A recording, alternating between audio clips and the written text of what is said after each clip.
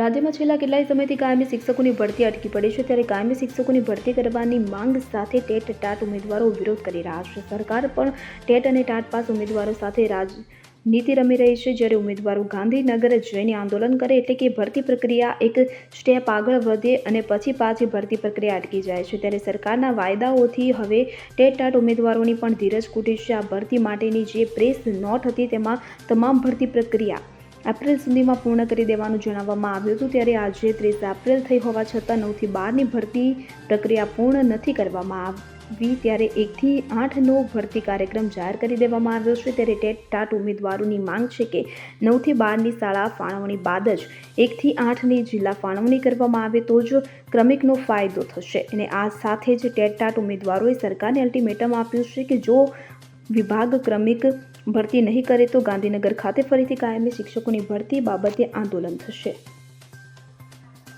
નમસ્કાર, હું Tejas Majithia, TET TAT pass ઉમેદવાર. આજે મીડિયા મારફતે મારે શિક્ષણ વિભાગ, શિક્ષણ મંત્રી અને ગુજરાતના સીએમ સાહેબ સુધી એક મેસેજ પહોંચાડવો છે કે ગત 24 ફેબ્રુઆરી 2025ના રોજ ટેટ ટાટ પાસ ઉમેદવારોએ છે ગાંધીનગર ખાતે આંદોલન કરેલું, એના ભાગરૂપે 25/2/2025ના રોજ વિભાગ દ્વારા, શિક્ષણ વિભાગ દ્વારા એક પ્રેસ નોટ બહાર પાડવામાં આવી હતી. એ પ્રેસ નોટમાં લખેલો ઉલ્લેખ કરેલો હતો, ધોરણ 9 થી 12 માટેની જે પ્રેસ નોટ હતી એ પ્રેસ નોટમાં ઉલ્લેખ કરેલો હતો કે આ 25 તારીખની પ્રેસ નોટ હતી. એમાં ઉલ્લેખ કરેલો હતો કે શિક્ષણ સહાયક સરકારી અને ગ્રાન્ટેડ માધ્યમિકની ભરતી બાબતે એમાં ઉલ્લેખ કરવામાં આવેલો હતો કે અમે એપ્રિલના અંત સુધીમાં છે એ તમામ ભરતી પ્રક્રિયા છે 9 થી 12ની પૂર્ણ કરી દેશું.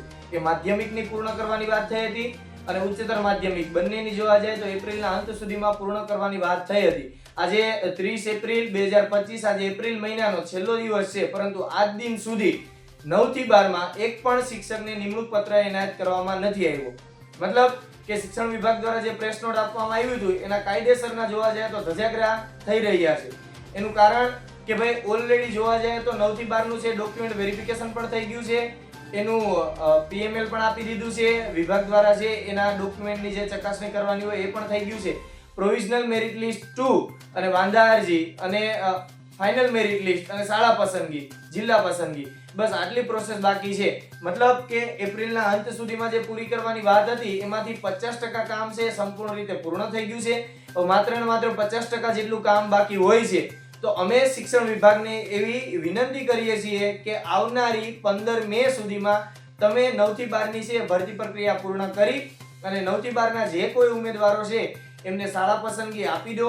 તો એ ઉમેદવાર જો 9 થી 12માં પોતાનું સિક્યોરિટી મુજબ જોશે, પોતાની શાળા પસંદગી કરી લેશે, તો એ ઉમેદવાર છે 1 થી 8ની જ્યારે જિલ્લા પસંદગી થશે ત્યારે કોમન ઉમેદવાર છે એ રિપીટ નહીં થાય. તો અમે આશા રાખીએ છીએ શિક્ષણ વિભાગમાં 9 થી 12ની જે ભરતી પ્રક્રિયા એપ્રિલમાં પૂર્ણ કરવાની વાત હતી એ પૂર્ણ આજે નથી થતી. છતાં પણ અમે એક રિક્વેસ્ટ કરીએ છીએ ઉમેદવારો વતી કે 15 મે સુધીમાં તમે જો પૂર્ણ કરી દો છો તો એ જ ઉમેદવાર છે કોમન ઉમેદવાર રિપીટ નહીં થાય. એટલે જોવા જાય અને બીજી તરફ જોવા જાય તો વિદ્યા સહાયક દ્વારા જે 1 થી 8ની અંદર ભરતી પ્રક્રિયા થવાની છે એમનું આખું છે શેડ્યુલ પ્રસિદ્ધ કરવામાં આવી દીધું છે, સંભવિત ભરતી કાર્યક્રમ. તો આની અંદર ચોખ્ખો ઉલ્લેખ છે કે ભાઈ દિવ્યાંગ ઉમેદવારો છે, દિવ્યાંગ ઉમેદવારોની છે ફાઇનલ મેરિટ લિસ્ટ 5/5 આવી જશે, જિલ્લા પસંદગી 10/5 ચાલુ થઈ જશે. અન્ય માધ્યમની છે ફાઇનલ મેરિટ લિસ્ટ 12/5 આવી જશે, 15/5 એનું પણ જિલ્લા પસંદગી થઈ જશે. દિવ્યાંગજનો અને અન્ય માધ્યમ ધોરણ 1 થી 8નું જે છે 1852ની જગ્યા, તો એને ક્રમિકથી કોઈ જ મતલબ નથી, એને સીધી ભરતી તમે કરી દો છો તો અમને કોઈ જ પ્રકારનું નુકસાન નથી. પરંતુ જોવા જઈએ તો અહીંયા ધોરણ 1 થી 5 એનું ફાઇનલ મેરિટ લિસ્ટ તમે 17/5 આપો છો, 6 થી 8 એનું ફાઇનલ મેરિટ લિસ્ટ તમે 30/5 આપો છો. ફાઇનલ મેરિટ લિસ્ટ તમે આપી દો છો એમાં અમને કોઈ જ વાંધો નથી, પરંતુ જે અહીંયા જિલ્લા પસંદગી થવા જઈ રહી છે કે ભાઈ 1 થી 5ની જિલ્લા પસંદગી છે અમે 22/5 કરીશું, ત્યારબાદ 6 થી 8ની છે અમે 5/6 જિલ્લા પસંદગી કરીશું. તો જો 9 થી 12ની ભરતી પ્રક્રિયા પૂર્ણ નહીં થાય અને તમે 1 થી 8નું જિલ્લા પસંદગી કરી દેશો તો કોમન ઉમેદવાર જ્યાં સુધી પોતાની સેફટી નહીં હોય ત્યાં સુધી બધી જગ્યાએ કૂદકા મારશે. એટલે અમે શિક્ષણ વિભાગને એક જ અરજ કરીએ છીએ કે 9 થી 12ની ભરતી પ્રક્રિયા પૂર્ણ તમે કરી દો છો. 11/12નું ઓલરેડી બધી રેડી છે તો તમે એને આગળ વધારો અને 15 મે સુધીમાં 9 થી 12ના ઉમેદવારોને છે જિલ્લા પસંદગી તમે આપી દો છો, શાળા પસંદગી આપી દો છો, તો એ ઉમેદવાર અહીં રિપીટ નહીં થાય. એટલે આશા રાખીએ છીએ કે 22/5 જ્યારે 1 થી 5નું જિલ્લા પસંદગી થવાનું છે એ પહેલા 9 થી 12 ના શિક્ષકોને છે તમે નિમણૂક પત્ર આપી દો, શાળામાં હાજર કરી દો, જેથી કરીને કોમન ઉમેદવારો આવતા રિપીટ મટે. અને ભરતી છે શિક્ષણ મંત્રી સાહેબે ભૂતકાળમાં દરેક વખતે પ્રેસના માધ્યમથી મીડિયા મારફતે કીધેલું છે કે ભાઈ ક્રમિક ભરતી થવાની છે, કેમ કે ક્રમિક થશે તો જ ઉમેદવાર છે રિપીટ નહીં થાય. નહીં તો કોઈ પણ કેન્ડિડેટ હશે, તમામ ભરતીઓ પાસ હશે તો કોઈ પણ માની લો કે તમે અત્યારે 22 1 થી 5 નું જિલ્લા પસંદગી કરી દેશો, કોઈ ઉમેદવાર ત્યાં લઈ લેશે, ફરીથી પાછો 6 થી 8 નું જ્યારે 5 6 જિલ્લા પસંદગી આવશે ફરીથી ત્યાં રિપીટ થશે, પછી 9 10 માં રિપીટ થશે, તો એક ને એક ઉમેદવાર છે તમામ જગ્યાએ રિપીટ થશે. તો રિપીટ થવાને લઈને જે શિક્ષણ મંત્રી સાહેબ એમ કહે છે કે અમે 24,700 ની ભરતી કરીશું, તો અમારા એનાલિસિસ મુજબ જોવા જાય તો લગભગ 2800 થી 3000 કોમન કેન્ડિડેટ છે કે એક કરતા વધારે પરીક્ષાઓ પાસ છે. તો આ કોમન કેન્ડિડેટ જો રિપીટ થશે તો કાયદેસર જોવા જાય તો 24,700 ની ભરતી નહીં થાય, માત્ર ને માત્ર 20,500 થી લઈને 21,000 જેટલી જ ભરતી થશે. તો અમે શિક્ષણ મંત્રી સાહેબને કહીએ છીએ કે તમે વિભાગ સાથે સંકલન સાધી અને જે આ પ્રેસ 1 થી 8 ની પ્રેસ તમે જે આપી છે એ મુજબ તમે ફાઇનલ મેરિટ લિસ્ટ આપી દો છો, પરંતુ આનું જિલ્લા પસંદગી 1 થી 5 અને 6 થી 8 ગુજરાતી માધ્યમનું, અન્ય માધ્યમનું અને દિવ્યાંગજનોનું તમે કરી દો છો, સારી વસ્તુ છે, પણ 1 થી 8 ગુજરાતી માધ્યમનું તમે જિલ્લા પસંદગી આપો છો એ પહેલા તમે જે 9 થી 12 ના શિક્ષકો છે એને તમે શાળા પસંદગી આપી દો, એટલે આ ઉમેદવાર છે અહીંયા રિપીટ ન થાય.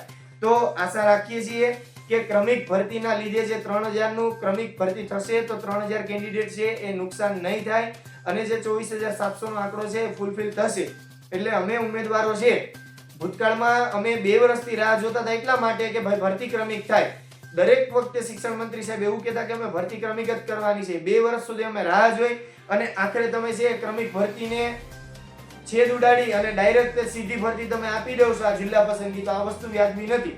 એટલે 9 થી 12 ની ભરતી પ્રક્રિયા શાળા પસંદગી આપી દો 15 મે પહેલા અને ત્યારબાદ જ તે વિદ્યા સહાયકના છે જિલ્લા પસંદગી કરવામાં આવે. જો 2 વર્ષથી અમારી સાથે આવી રીતે તમે રાહ દેખાડો છો અને પછી પાછળથી તમે ક્રમિક ભરતી નથી કરતા તો આ નુકસાન અમારે શા માટે ભોગવવાનું?